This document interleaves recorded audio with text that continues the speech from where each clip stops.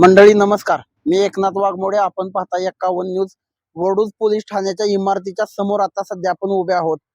त्याचं कारण आहे, काल वडूज एसटी कॅन्टीन मध्ये मोठा दरोडा पडल्याचा एक कॉल एसपींना गेला. त्याच्यानंतर डायरेक्ट 112ला कॉल गेला आणि त्याच्यानंतर एक व्हिडिओ सागर कदम नावाच्या व्यक्तीचा व्हायरल झाला की पोलिसांनी त्याला अमानुष मारहाण केली आहे आणि त्याची तक्रार घेतली नाही.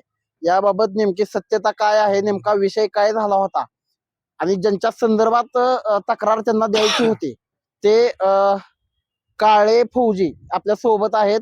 त्यांच्याकडूनच आपण जाणून घेऊया काल नेमका काय प्रकार झाला होता. नमस्कार. नमस्कार. नाव काय तुमचं? माझं नाव सचिन यशवंत काळे, मी रिटायर फौजी आहे. बर, काल नेमका काय प्रकार झाला होता? काल प्रकार असा झाला की ते जे एसटी कॅन्टीन आहे ते सागर मानसिंग कदम नावाचे एक व्यक्ती आहेत, त्यांची एक संस्था आहे. त्यांच्या एसटी कॅन्टीनचं टेंडर त्यांनी घेतलेलं आहे आणि त्यांच्या मार्फत त्यांनी आम्हाला चालवायला दिलं. म्हणजे किती दिवसापूर्वी हे आम्हाला दिलं होतं 17 सप्टेंबर 2024 ला. बर, त्या तेव्हापासून आम्ही चाललोय आणि मार्च मध्ये माझे काही घरगुती कामामुळे मला हे झालं नाही, मला चालवता आलं नाही, म्हणून मी ते बंद करायचा निर्णय घेतला.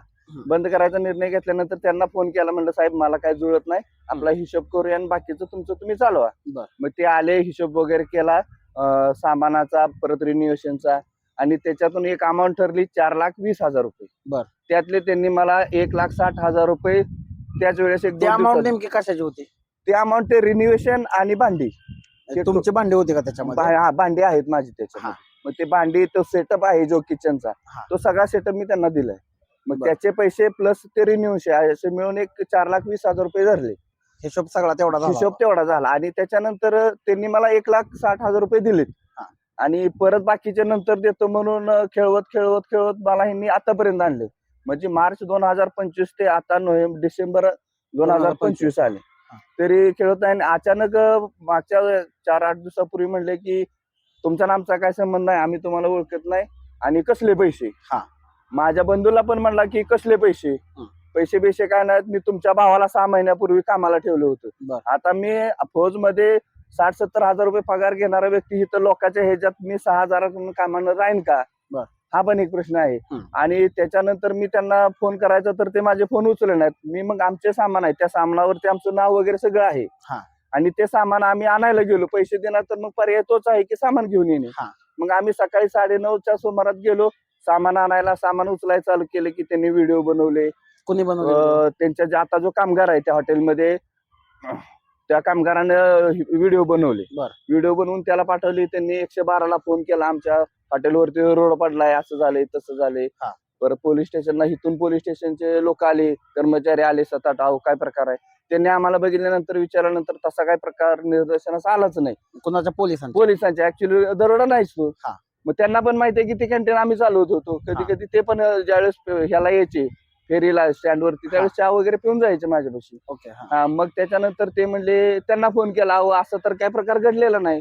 मग तो म्हणला नाही असं आहे. मग त्यांना बोलवलं, म्हणले तुम्ही या पोलीस स्टेशनला, काय असेल तरी सर बोलूया. 12 वाजताचं टायमिंग दिलं त्यांनी. 12 वाजताचं टायमिंग दिलं, 12 वाजता आलंच नाही तो. परत फोन केला, म्हणला नाही मला वेळ नाही, असं आहे तसं, म्हणजे खेळवाखेळी केली. डिपार्टमेंटला पण त्याने उल्लू बनवायचा प्रयत्न केला. मग 4 वाजता तो आला. 4 वाजता आल्यानंतर आपले हांगे साहेब होते ड्युटीवरती. हांगे साहेबांना भेटायला आल्यानंतर खिशात वरच्या मोबाईल रेकॉर्डिंग चालू आणि अरे रावीची भाषा, ह्यांच्यावर माझा गुन्हा दाखल करा, ह्यांनी माझ्यावर दरोडा टाकायचा प्रयत्न केलाय, असं केलंय तसं केलंय, तुम्हाला केस घ्यावीच लागेल, असे अरे रावीत बोलत. मग ते हांगे साहेब म्हणले ठीक आहे, तुमचं काय असेल ते साहेबांना सांगा, साहेब येतील, साहेबांशी चर्चा करा तुम्ही. मग बसायला सांगितलं की 10-15 मिनिटात सोनवणे साहेब आले. सोनवणे साहेब आल्यानंतर सोनवणे साहेबांच्या समेत पण तसंच घडलं. त्यानं मोबाईल खिशात ठेवून बोलत आणि ऍटिट्यूड मध्ये बोलत होता. अरे रावीत बोलणं, तुम्हाला घ्यावीच लागेल, दरोडाच पडलाय माझ्या ह्याच्यावरती. सोनवणे साहेब म्हणले, अरे दिवसा ढवळ्या कसा दरोडा पडतो, तू व्यवस्थित सांग, सविस्तर सांग. नाही तुम्हाला केस घ्यावीच लागेल, त्यांच्याशी गैरव्यवहार, वर्तणूक, उलट पुलट बोलणे. मग त्याच्यानंतर तो इथं अर्ज द्यायला आला, अर्ज पण नाही दिला त्याने. अर्ज न देता निघून गेला आणि सरकारी हॉस्पिटलमध्ये ग्रामीण रुग्णालयात गेला आणि तिथं तो त्या डॉक्टरांना पण म्हणतोय की मी म्हणेल तसाच रिपोर्ट बनवा. कोणाला? डॉक्टरांना फोर्स करत होता. मी सांगेल तसा रिपोर्ट बनवा तुम्ही. तर डॉक्टर म्हणले तसा कसा आम्ही बनवू? तर नाही, तुम्हाला बनवावंच लागेल, असंच करावं लागेल.